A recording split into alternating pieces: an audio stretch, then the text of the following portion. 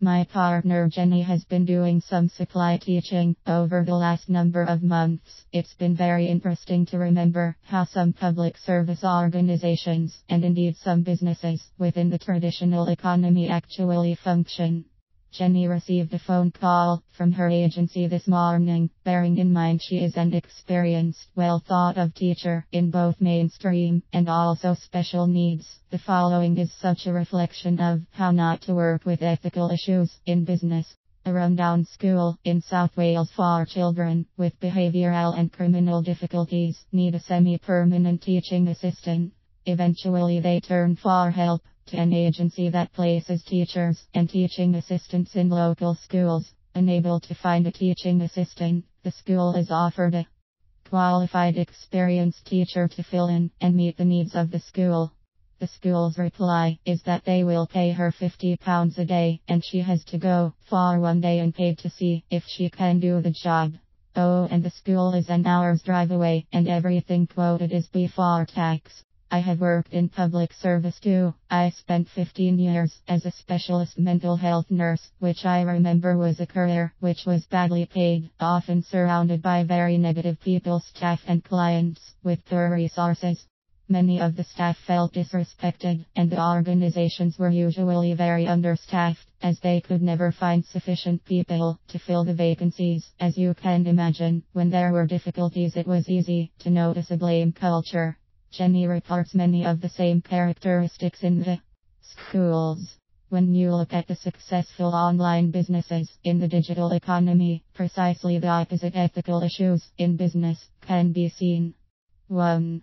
Give before you will receive, and without the expectation of receiving, a basic principle and a natural law.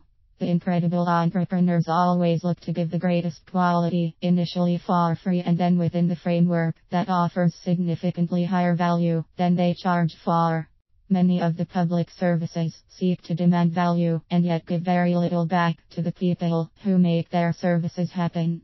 2.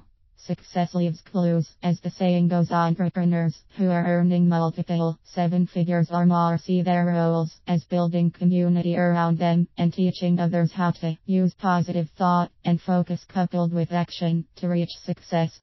The public organizations often create communities in the workplaces that are negative and full of resentment. 3.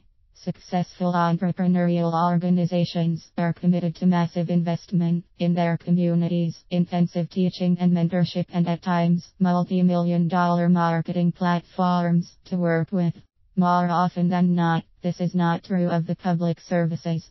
The ethical issues in business are not so much to do with right and wrong, they are much more about the creation of a success ethic. If we start teaching and enacting in our schools give before you receive as a core value, how much more prepared will our graduates be for real-world success? If we start practicing the power of personal responsibility, positive thought and the empowering of others, staff and patients in our health systems, how much healthier will our populations be? The language of success, the entrepreneurial understanding, offers the beginnings of a solution to social and economic difficulties that many in the first world are facing. Introducing them, ethical issues from business, in education and health would, it seems to me, start a social revolution whose goal would be success.